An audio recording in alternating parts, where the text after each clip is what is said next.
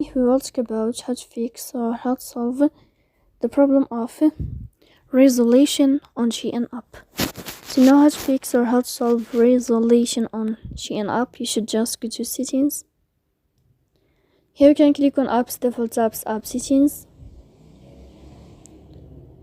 Then this list you will enter to the window or to the app of Shein, and you can click here in this page. As you see, we'll enter here. Then you can go to first stop and you can click OK. Here we'll enter to the window of storage. Then you can click clear cache.